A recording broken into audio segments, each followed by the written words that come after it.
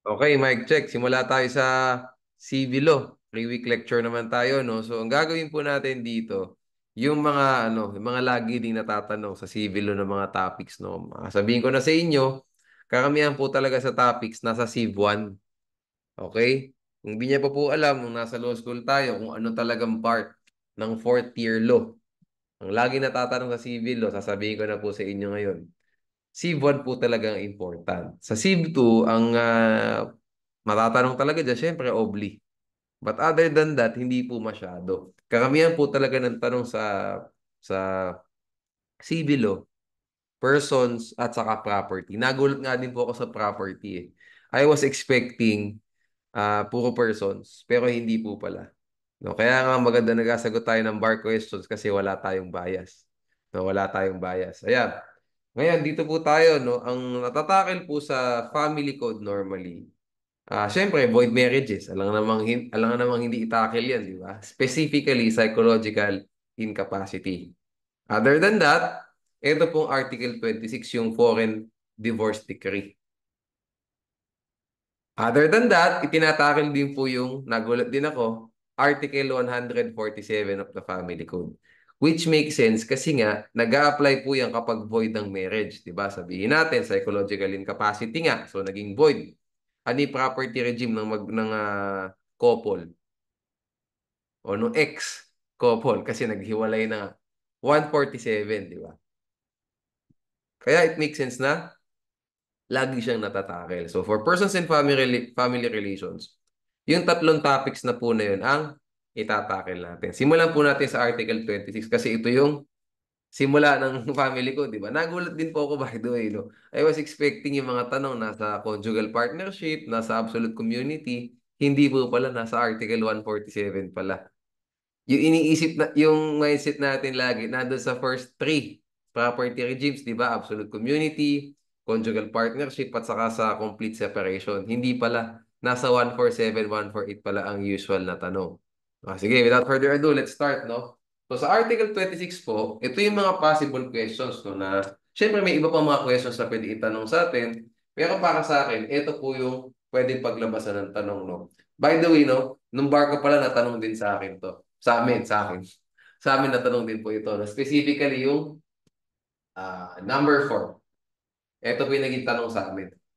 Okay? O ngayon, iba mga bar exam questions naman po, minsan dito natatanong. Minsan dito sa number 2. No? Anyway, itakil natin. O una, ano po bang pagkakaiba ng divorce ng alien at saka Filipino at saka dalawang Filipino? Sabihin natin yung dalawang Filipino, OFW sila pareho. O nag-divorce sila sa Amerika. Siyempre, valid sa Amerika yan, di ba? Di, pinayagan, no? Pinayagan, nag-divorce. Tapos na ang kasalan. Tanong, will their marriage be considered dissolved in the Philippines? The answer is no. Ano po ang basis natin? Civil code po, no? Laws relating to family rights, duties, di ba? Shall be binding upon all the citizens of the Philippines even though living abroad. Like in this case. So mag-apply lang po yung Article 26 kapag alien at saka Filipino. Inilagay ko lang po dito just in case, no? Kasi baka tumalon tayo agad sa number 2, 3, 4, 5. Baka ma-neglect natin yung pinaka-important, yung pinaka-basic, which is yung number 1. Alam naman natin yan ang basic eh. Ayoko lang makalimutan nyo kasi baka yan yung sagot sa bar, hindi pa natin ma-address. Di ba? At nakalagay naman po sa Article 26, alien, di ba? Alien spouse or foreign spouse. O next tayo, ano po ang reckoning point, no? To determine if there was an alien spouse and a Filipino spouse, or there are two Filipino spouses, ano po yung reckoning point, no? Ang sagot po dyan is, the reckoning point is at the time when the divorce decree was obtained. So sabihin po natin, nung kinasal sila, pareho silang Filipino. O tapos yung isang partner ng ibang bansa, ng ibang bansa. Nung ng ibang bansa siya, later on, syempre, nagkaroon na ng residency, no? Natira na ng matagal doon, nabigyan ngayon ng citizenship. O later on, yung OFW na to, nung nagkaroon na ng citizenship, ni-renounce niya yung Filipino citizenship niya. So basically, naging po siyang foreign citizen na. Tapos naiwan dito sa Pilipinas yung asawa niya. Ang ginawa niya, after niya makuha yung foreign citizenship niya, at ni-renounce niya yung Filipino citizenship, nag-file ng divorce. Later on, nag-grant. Ang tanong, will Article 26 apply? The answer is yes. It will apply because the reckoning point to determine the citizenship of the spouses is at the time the divorce decree was obtained. Okay? O next tayo na topic dito sa who can initiate the petition. Okay, ito po yung Republic versus Manalo. May tatlong reason. Nilay ko dito. Itakil natin isa-isa.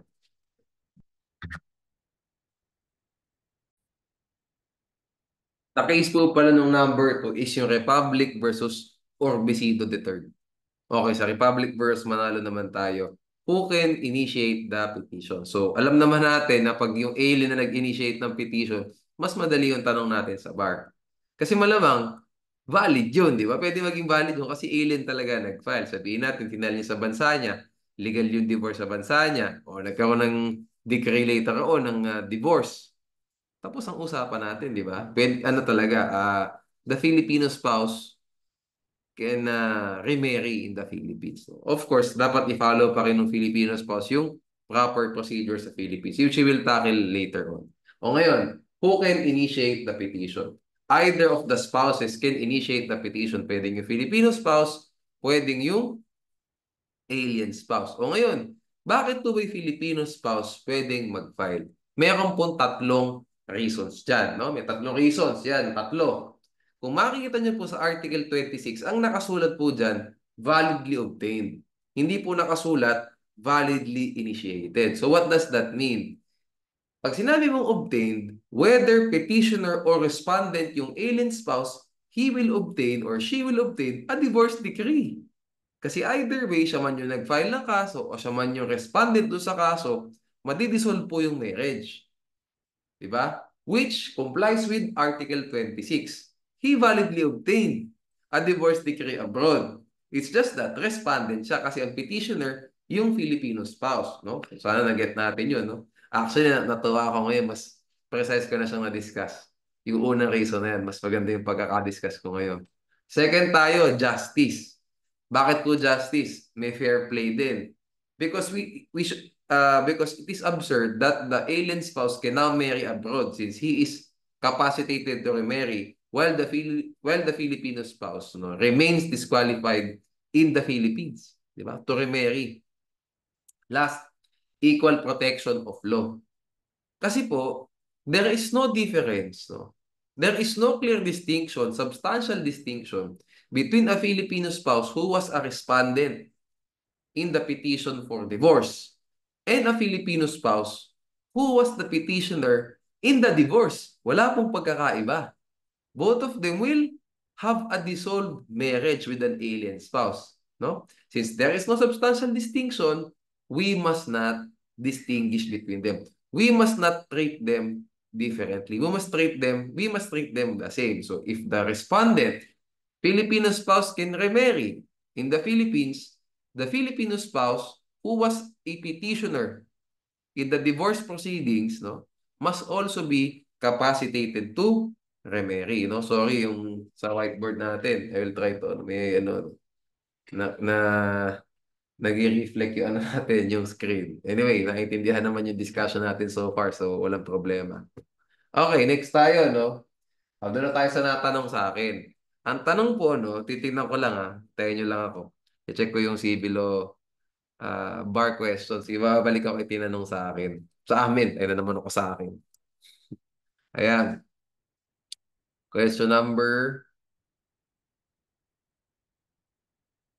There you go. Question number. Wala.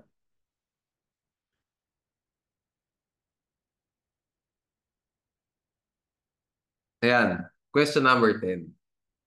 A Japanese national was able to obtain a divorce decree concerning his marriage with his Filipino wife. The decree capacitated the Japanese national to remarry. Tanong, can the Filipino wife now avail of Article 26 of the Family Code and then remarry? Yan ang tanong. Ngayon, ang sagot, ngayon po, we can answer it in a lot of ways. Pwedeng yes, pwedeng no. No? Paano po natin siya i-weigh na no?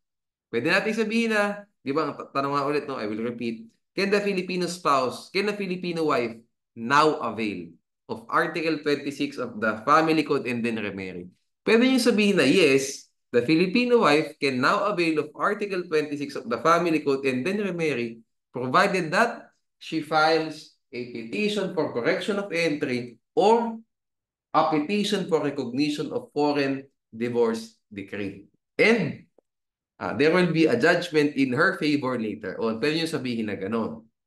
Of course, ilalagay niyo case law, ilalagay niyo yung jurisprudence supporting your answer. Ako, ang sagot ko dito, no. Okay? Sagot ko dito is no. The Filipino wife cannot immediately avail of Article 26 of the Family Code and then remarry. How did I answer it, no? Ito po, syempre, di ko na naalala yung sagot ko dati sa, nung nagbabar pa ako kasi matagal na, no? Ilang taon na rin, no? Ito po ang sagot ko ngayon sa bar Q&A po ng mga enrollees namin, no? Sa mga enrollees natin na nasa pre-week ulit, thank you so much, no? Sana nabasa niyo na ito. No, sa mga hindi po, no, mga pre-week lang, ito po yung sagot natin. No, the Filipino wife cannot immediately avail of Article 26 of the Family Code and then remarry. Case law dictates that the Philippine courts do not take judicial notice of foreign judgments. Thus, before the Filipino spouse can remarry, he or she must first seek a judgment in the Philippine courts recognizing the foreign divorce decree. So how can there be a judgment in the Philippine courts? You can file either petition for correction of entry or petition for recognition of foreign divorce decree. Tangent lang po, gusto ko sana i-remind kayo na itong petition for correction or petition for change of entry, practical exercise niyan sa ethics, no? So please do not forget na aralin, i-memorize yung forms na yan kasi kung papahirapan kayo, no, sa bar exam question sa legal forms, may duda ako yan eh. Kasi kakaiba. No? Anyway, that's besides the point, no? So yung sagot natin dito, no. So here, sabi ko, the Filipino wife cannot immediately avail of Article 26. Kasi sabi po sa tanong, by the way, can the Filipino wife now? Yan ang mindset ko no, nung nagtitake ako ng bar, may salita kasing now. So ngayon, pwede na ba? No? Ang parang naging matinding qualifier talaga sa akin yung salitang now. Kasi kung sinabi mong now, pwede na ba siya mag-avail ngayon? So ang mindset ko, hindi pa. Kasi kailangan mag-file ka pa ng petition. Although, pwede mo rin namang sabihin yes, no? She can now avail, provided she first secures a judgment in the Philippine courts recognizing the foreign divorce decree. Pwede rin naman ganun. Pero ako mas gusto ko sa no, kasi parang trap word yung no eh. Now. No tuloy. Trap word yung now. Parang meron tayong meron siyang pinapahiwatig. No? Okay. So sagot natin here, the Filipino wife cannot immediately avail of Article 26 of the Family Code and then remarry. She must first file a petition for recognition of foreign divorce decree and secure a favorable judgment from the court before she can be capacitated to remarry. That's my answer. No? So pag tinanong kayo sa bar, it depends upon you guys paano yung sasagutin. Maybe sa yes kayo leaning, maybe sa no kayo leaning. Ang important is masabi nyo talaga yung mga catchphrases. Ano yan?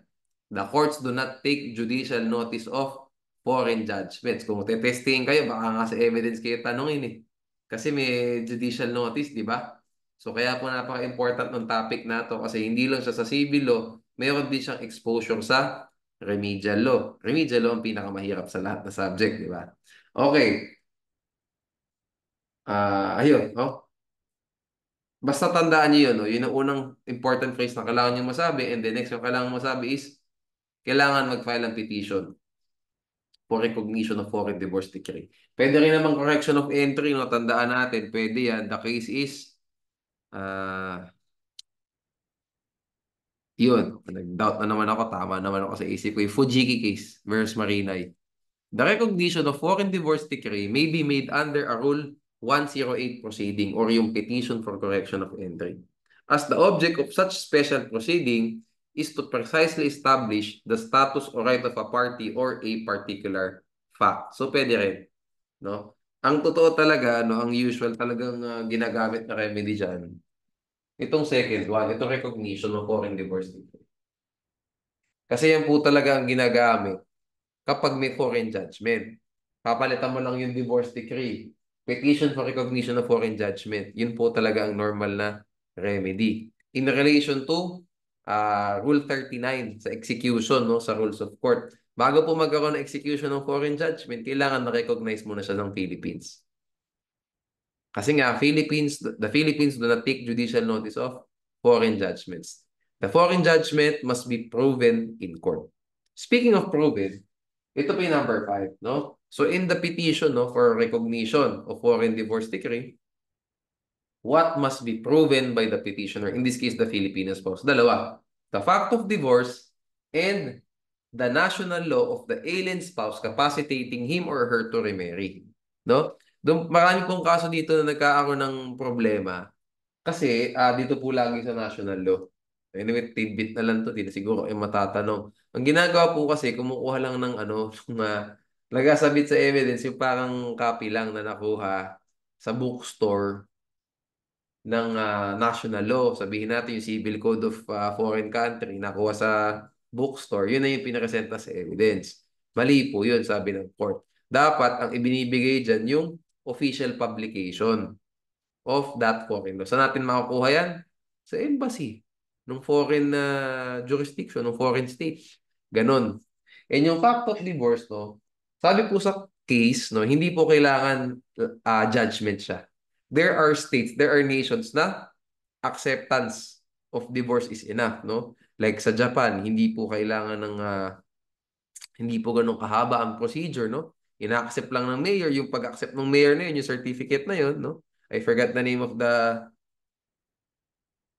certificate, but that certificate alone, no, by the mayor of kung ano man prefecture, no? Hindi kasi probinsya tawag sa kanila, prefecture, kung ano man prefecture siya, that is considered as adequate evidence to prove the fact of divorce. Tandaan niyo lang, dalawang kailangan patunayan sa recognition of foreign divorce decree.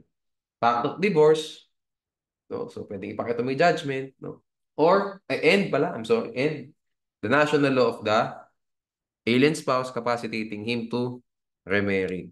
Ayan, tumama na naman ako pala, no? Medyo ano naman ako close, no? Certificate of acceptance of the report of divorce.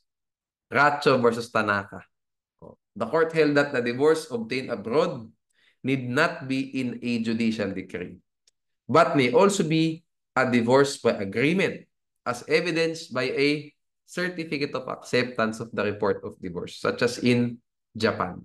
Okay, yun naman pinakalagay sa case natin. So, precise po yan. Okay, move tayo, no? Tapos na tayo sa Article 26, no? Ang expectation ko po, dito kung matatanong man to sa bar, andyan sa 5 na yan. Okay, yan po lagi ang gulo ng tanong dyan eh, no? Ang pag nag-aaral ka na ng persons, ang pinafocus natin lagi, yung ano, essential requisites at saka yung ano, formal. Not knowing Article 26 pala yung magiging tanong, di ba? Okay. By the way, no, natanong din pala sa bar before yung ano, anyway, before I go pala doon sa next topic na sasabihin ko sa inyong topic, tandaan niyo ba kayo ito matanong? Why? Kasi divorce is a hot issue nowadays in the Philippines. No? Alam natin yan, no? Public knowledge siya na divorce is a trending topic nowadays. Ano ba pagkakaiba ng divorce at saka annulment? Ganyan yung mga usual content online, di ba? Gumawa nga tayo ng video about that eh. Anyway, so baka matanong po ito sa bar. Kasi may divorce, no? I'm not sure, pero sabihin natin dalawa yung sub-question sa isang question. Baka nga iniisip ko ito isa basic. Why? Kasi nga bawal ang Pinoy, di ba? Bawal ang Pinoy mag-divorce. So, pwedeng dito kayo tanongin sa number matapos hybrid. Hybrid tuloy. Dagdagan ko yun ng mas mahirap na tanong sa 2, 3, 4, or 5. Okay, yan na. Nag-iisip ako ng how will the question look like. Okay? O ngayon, no, speaking of important topics sa persons and family relations, no? Move tayo sa void marriages, no? Sa psychological incapacity. Bago pala tayo dyan, no? Speaking of void marriages pala, natanong din sa bar before yung pagkakaiba ng ano, yung transgender na nagpakasal. Okay, tandaan natin, no? In the Philippines, no? Sex is determined at birth. Sex is determined at birth. So, sex cannot be changed, even if there is a sexual reproductive organ transplant. No? So, if the person is born as a male, he will still be considered as a male later on. And if a marriage, if there will be a marriage between the transgender woman and a biological male, that marriage is void. That marriage is void because it violates Section 1. Section 1, yung first essential requisite, which is dapat daw legal capacity, di ba? Between the parties who must be a male and the female. Okay, so yun ang ano talaga doon. Iba ang ginagawa dyan, sinasabi yung ano, meaning of marriage. Di ba? Yung marriage is a contract, dito naman, in a woman, mga ganun. Pero in my opinion po, no, kung sasagot tayo, gusto ko iwi nyo na doon sa essential requisites. Pasok nyo na doon. Kasi, no, special contract of permanent union between a man and a woman. Yan yung ini-invoke na legal basis. Pwede naman. No? Pero pwede rin yung essential requisites na legal capacity between the parties who must be a man and a woman or a male and a female. Okay. And further, case law dictates that sex is determined or determined at birth. Sorry, sinasabi ko determined. Determined at birth. Okay. Kaya na bahala paano yung sasagutin. Okay, move tayo to ano, no, sa psychological incapacity. No? Ang suggestion ko po dyan, no, mahaba kasi masyado yung case ng Tan Andal versus Andal case. Ito po case na to, basahin nyo instead. No? Sinamarize po yung mga doctrines in that case. Si Pugoy Solidum. Pugoy Solidum versus Republic ang basahin nyo. No? Last minute na to, kailangan mabilis na lang din ang pag-aaral, di ba? Anyway, I hope na naakal na rin natin to lahat, no? Babalikan na lang natin. Likely matatanong ang psychological incapacity. Bakit? Kasi divorce na naman, guys. Dahil sa divorce. Okay? Kasi, to be honest with you, yung kasing iba nating mga grounds for void, for a marriage to be void, di ba precise siya? Under 18, walang marriage license. Di ba? Walang authority yung solemnizing officer. Bigamous marriage. It's precise. Bigamous tuloy. Polygamous. Incest. Di ba? Marriages contrary to public policy. Yun po talaga yung mga examples, yung mga instances, precise sila. Ang ano po talaga, ang kailangan talaga ng careful explanation at saka discussion lagi, yung psychological incapacity. When is a person psychologically incapacitated? When is a spouse psychologically incapacitated? Di ba yan lagi yung hot question, no? Pag nagpapile ng petition for declaration of nullity of marriage. Di ba? Yan lagi. No? Even sa annulment of marriage, precise eh. Di ba? At least 18, under 21, without parental consent. Tapos ang usapan. Force, intimidation. Tapos ang usapan.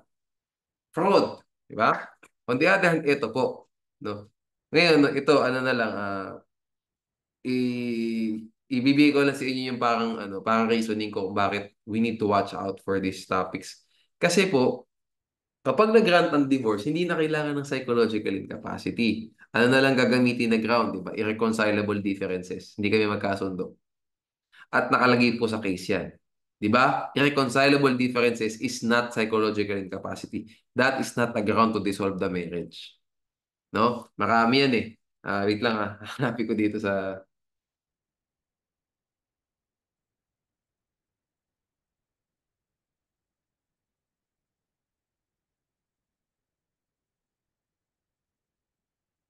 psychological incapacity natin. Ayan. Sabi dito, sexual infidelity, diba? Perversion, abandonment, habitual alcoholism do not constitute psychological incapacity, immaturity, unbearable jealousy, maltreatment, laziness cannot be equated with psychological incapacity. O, mga ganyan ang dialogue, di ba? So, not getting along, irreconcilable differences, and conflicting personalities are not psychological incapacity. Republic versus Court of Appeals and Molina. There must be a serious psychic cause. Nakalagay. So ano po? Di ba nabanggit specifically yung salitang irreconcilable differences? Ano ba ang usual ground para sa divorce? Irreconcilable differences. Kaya kung di man kayo matanong dito sa Article 26, baka dun tayo sa psychological incapacity matanong. Or both. Kasi nga, talagang ano sila, intimately related sila sa divorce eh. Ito, nasa pangalan na talaga, divorce, di ba? Nasa pangalan mismo nung ano, nung topic natin. Yung isa naman, kapatid kasi siya. To be honest with you, kapatid po yung psychological incapacity ng divorce. Specifically, irreconcilable differences. No? Kasi ano ba, paano ba nagiging psychological incapacity? Meron po tayong mga requirements na kailangan tingnan, no? Ito nga po yung solido mang gawin nating basis para madalian tayo. Okay, 2022 case, the ponente is Justice Hernando. Okay. So pag sinabi nating tawag ito, psychological incapacity, ito pa yung mga kailangan nyo tingnan. Pag may isang lumigwak dito, wala sa facts, sabihin nyo, not a ground. Or there was no ground to dissolve the marriage or the petition must be dismissed because there was no psychological incapacity. And ito lang, tip ko wala sa inyo, hindi ko ilalagay ito sa notes. No? Tandaan nyo sa, sa bar, pag psychological incapacity, when in doubt, rule in favor of dismissal. When in doubt, rule in favor of dismissal. Madi-dismiss yung petition. Why? Kasi nga public policy yan. Di ba? We must preserve the sanctity of marriage. So, kung nakita nyo sa facts na medyo 50-50 kayo, hindi nyo alam kung granted ba o dismiss yung kaso, sa dismiss tayo, ha? And kung dismiss tayo, you reason out from there. Sige, hindi ako sure dito, sabihin nyo kung ano talaga yung magiging sagot ko. Ang way nyo dapat. Sa dismissal tayo, paano natin gagawa ng dahilan kung saan logical yung sagot natin na dismissal. Ganun. Yan din pala yung isa kong mga tip, no? Isa sa mga tips ko, no, pag sasagot tayo sa bar. Alam naman natin na hindi lahat ng sagot natin 100% sure that will happen. Sa dami ba naman ng binasa nyo? At sa pagod nyo, di ba? Hindi naman na tayo, pag nag-civil tayo, second day na eh. Di ba? Nakatatlo exam ka na bago ako pa mag-civil, no? So medyo pagod na yung utak natin. Suggestion ko sa inyo, kung di nyo talaga madali yung precise, isipin nyo what answer makes sense. And if the second choice, sabihin natin, that makes sense, you wing, no? You wing tuloy. You build your answer from there. O ang sagot natin dito, no. O ang sagot natin dito, yes. How can I reason out my yes answer? How can I reason out my no answer? Ganun po dapat ang mindset. No? Huwag niyong isipin saan ba mas plakado yung legal basis nyo. Ang una niyo munang isipin, mukha bang yes o mukhang no dapat yung unang statement. No, he is incorrect. Yes, he is correct. Saan ba mas tilting towards yung bar question, yung facts? Ang ini-imply ba ng bar question, doon tayo mag-side sa no? Na, alam nyo na, meron na kayong sense ng ganyan ngayon na parang, ngayon, unang tingin ko pa lang, hindi ko pa alam yung legal basis mo kung no dapat ang sagot. Meron na kayong sense na ganyan ngayon. Especially kung nag-isipag kayo all these years. O sabihin natin ang sense nyo, no.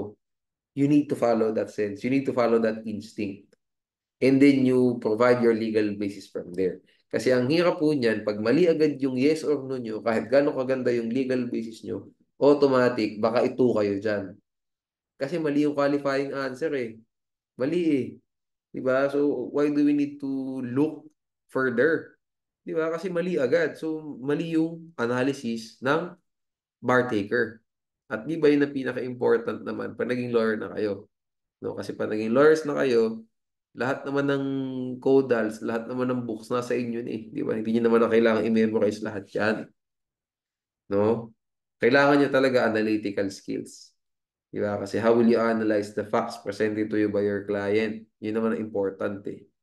Kaya yun talaga ang tinitingnan. No? Based on her answer or his answer. No? No or yes. Okay, tama, no. And then you build your answer from there. Ganun po, no? Before kayo mag-move sa legal basis, isipin niyo muna, ano ba yung mas may sense na yes or no dito? Yes ba o no? Walang it depends, ha? You need to avoid that. Okay? You need to avoid it depends. Kasi pag tinanong ka ng, is he correct? Unresponsive to the question po, it depends. Diba? Pag sinabing is he correct, yes or no lang. Pag nasa game show ka, it depends ka, automatic. Diba? Ipapasa agad yung timer doon sa kalaban mo. Ba't ka di ba? So don't do that as much as you can, no? Pick a lane, yes or no. Yes, provided that, ganyan. No, because the facts did not mention that, ganon. Ganon pala, no? Isa pang tip yun, no? Bago tayo mag-proceed. Ah, sabihin natin, you need to assume, no? Talagang, hindi po fully, hindi talaga fully yung details ng bar question. So, wala tayong choice kung hindi mag-assume. Nangyayari talaga yan, no? Kasi, nung una, sinasabi ko sa mga students, the bar question will provide everything. Not the case, no? Not the case. May mga nakita tayong mga bar questions sa lahat ng subjects, no? Tinignan natin. Meron talaga nung kailangan i-fill in na details. Ang bar taker ang mag-fill in ng details. Kung ikaw mag-fill in ng details, syempre magkakaroon ka ng assumptions. So how would you do that? You can do it two ways. Okay? Ako mas gusto ko doon sa no. Okay? Pero pwede rin naman sa yes. No? Yes, like yung kanina doon sa ano pala. Doon sa Article 26, di ba? Yes, he can avail or she can avail of the benefits under Article 26 of the Family Code, provided that she files a petition for recognition of foreign divorce decree and she was able to secure a judgment recognizing the decree. Ganon. Or pwede niyo sabihin no. No, because the facts did not mention that a petition for recognition of foreign divorce decree was filed. Thus, something like that, no? The Filipino wife cannot immediately avail of the benefits under Article 26. You can wing it either way. Pwede kayong the facts did not mention. Wala naman kayo sinabi. So, dapat no. So, ganun ang mindset. O pwede namang yes. No? Pero ako, ano personal choice ko dyan? Gusto ko sa no. Kasi mahirap mag-assume. Hindi lang sa bar, sa buhay. Mahirap mag-assume. Okay. Balik tayo sa sinabi po no, yung summary ng Tan Andal versus Andal na sinamaris po sa Pugoy Solidum case. No? Una, the psychological incapacity must be shown to have been existing at the time of the celebration of marriage. In other words, juridical antecedents. Okay, next. The psychological incapacity must be caused by a durable aspect of one's personality structure. One that was formed prior to their marriage. Eh di ano nga, juridical antecedents ulit, di ba? Mayroong sa personality structure niya, yung personality structure niya na-form na prior to the marriage. No? So ngayon, attorney, paano ko bang madedetect yung juridical antecedents na yan sa bar? Ganito po ang titingnan nyo.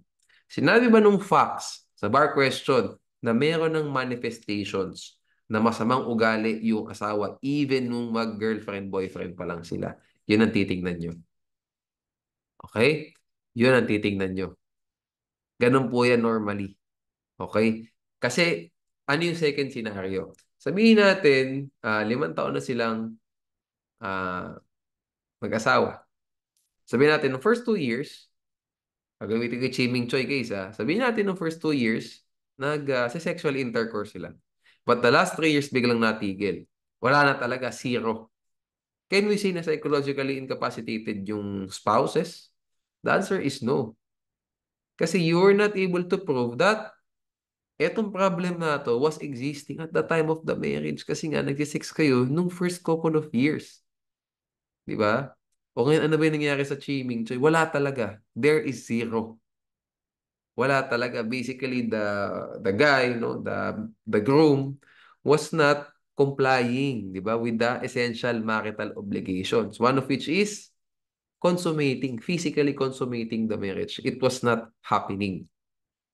So ngayon, you can say na, existing na yan at the time of the marriage. Kasi since noon, wala na talaga.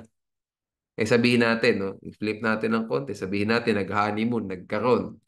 honeymoon is 1 month, later on, wala na, 5 taon, wala na. Pwedeng ma-dismiss yan ang sinasabi ko sa inyo. When in doubt, pwedeng ma-dismiss. Kasi kung yung fact of absence of intimacy ang pinag-uusapan natin, nung first couple of months, meron. So how can you say na may juridical antecedents? Wala. Ganon ang style. Okay? That's how you should wing it.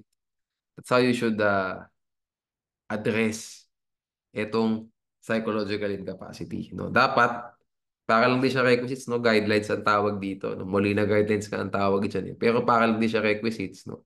That we must comply. All of these things must be complied with bago po magkaroon ng uh, granted petition. Next, the psychological incapacity must be caused by a genuinely serious psychic cause. So what does that mean? No? Gravity, ibig sabihin yan. Diba? So yung genuinely serious psychic cause, it is not insanity. Diba? Psychological incapacity in the legal sense yan. Diba? So, pag sinabi mong genuinely serious, no. Sa incurability pala yun. Sa genuinely serious psychic cause, malamang sa malamang, yan po, you will use your common sense. Okay? You will use your common sense. Ito bang problema ng asawa o ng parehong asawa? Is it serious, basically? Meron ako nakitang bar question after ng pandemic, no? I think 2022 bar. Naging germaphobe yung asawa. Talagang after ng COVID, hugas ng hugas, ganyan, no? Hugas ng hugas, and so on and so forth. Talagang naging siya germaphobe. Dati hindi siya ganun. No? So, ang tanong, can we consider that as, can we grant the petition? The answer is no. Unang-una, wala nga juridical antecedents kasi nangyari lang naman na naging siyang germaphobe nung pandemic. Before that, na mag-asawa sila, hindi naman nangyari yun. So, it was not existing at the time of the marriage. And on top of that, hindi po sa genuinely serious psychic cause. So, we will use our common sense, no? In light of the COVID pandemic where a lot of people died and a lot of people got sick. Diba? It actually makes sense that this person became a germaphobe because he was just protecting his family and himself. Diba? It was not serious at all. It was actually justified. Maybe an overaction, but it was justified. There was a valid reason for being wary, diba? Of germs. By the way, mas maganda pala pag relax akong mag-discuss, no? Mas precise akong magsalita, no? Eh, napansin ko din, uh, mas mabilis din ako makatapos ng topic. Okay, next, tayo na guideline, no, sa modified guidelines. No? Next is incurability. The psychological incapacity under Article 36 must now be incurable. Still, no, tandaan nyo, hindi po dinilit, ha? Baka iniisip ng iba, dinilit na yung guideline na to. Hindi po. Meron pa rin incurability. But not in a medical sense, but in a legal sense. So, ano ibig sabihin, no? Incurable in its legal sense. What does that mean? Ito po yan. It must be so enduring and persistent with respect to a specific partner that the only result of the union would be the inevitable and irreparable breakdown of the marriage. Ito lang po ang para sa akin. Ang important po talaga na guidelines, no, dito sa binabasa natin, yung juridical antecedents at sa gravity. Seldom po na magkakaroon ng tanong sa incurability unless ang tanong sa inyo is precise na there was no psychologist, no? Who testified for the petitioner. Pag mga ganyan ang dialogue. There was no psychologist, clinical psychologist, or a psychiatrist, no, who testified in favor of the petitioner. Thus, diba? The petitioner was not able to prove that the psychological incapacity was incurable. Pag ganun ang tanong, ito sagot nyo. Tandaan nyo, the psychological incapacity under Article 36 is incurable in its legal sense, not in its medical sense. So, the testimony of a clinical psychologist or a psychiatrist is not necessary to prove the incurability of the incapacity. How can there be incurability? If the incapacity is so enduring and persistent, no, that the only result of the union is the inevitable and irreparable breakdown of the marriage. Meron kayong apat na kailangan matandang adjectives. Enduring, persistent, irreparable, inevitable. Okay? Pag sinabi mong inevitable, nothing can stop it. Pag sinabi mong irreparable, it cannot be repaired anymore. No? It cannot be built up again. Okay, so breakdown na talaga siya. Pag sinabi niyong persistent, di ba? It always happens. Sinabi niyong enduring, it never leaves. Di ba? I am a person with endurance, no? Di ba? I'm always present. Ayun pala. Sinabi niyong actually, parang parang enduring saka persistent eh. No? Pero you get the point, apat ah. Adjectives ba? Huwag na adjectives. No? Baka mali ako ng description sa enduring saka persistent. Bigyan nyo na lang apat na words. Enduring, persistent, irreparable, inevitable. Breakdown of the marriage. Next is, the psychological incapacity must be proven by clear and convincing evidence. No? So, mas mataas po siya sa, dito, mas mataas siya sa civil cases. Kasi civil cases is preponderance of evidence lang. You get the point. Next, no, psychological incapacity is not mental incapacity nor a personality disorder. Okay? Iba yan. Ano ba ang tamang phrase na banggitin nyo? Tandaan nyo to ha. Psychological incapacity, huwag nyo sabihin na mental incapacity. Kasi pag sinabi niya mental incapacity, parang insane, di ba? Or imbecile.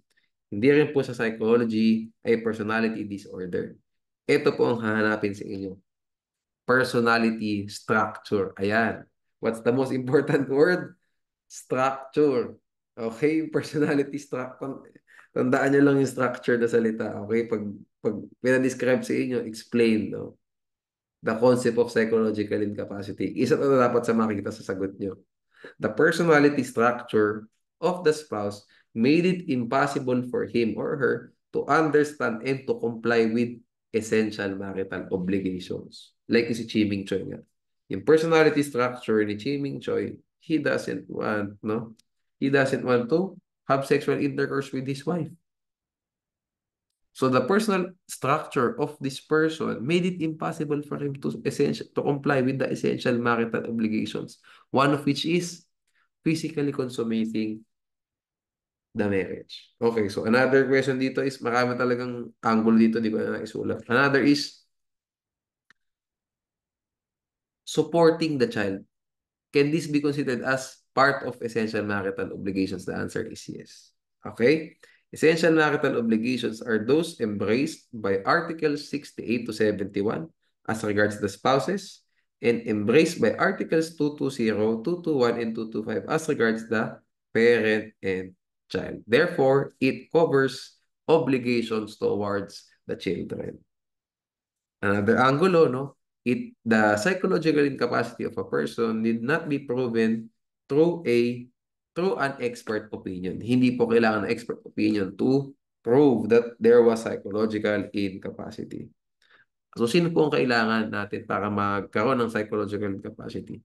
Ordinary witnesses who have been present in the life of the spouses before the latter contracted marriage may testify on the behaviors they may have. Bakit kailangan before? Kasi nga, the requisite of juridical antecedents. Di ba? Nakita nyo, bakit yun ang sinabi ng court? Bakit kailangan before? We need to make sense of things so that we will never forget them. It is before because juridical antecedents po. Okay? O bakit po hindi kailangan ng psychologist at saka or psychiatrist? Because psychological incapacity is not a medical, must not be understood in its medical sense, but in its legal sense. Okay. Sige, move tayo to the next topic for persons and family relations. Sa Article 147 na tayo.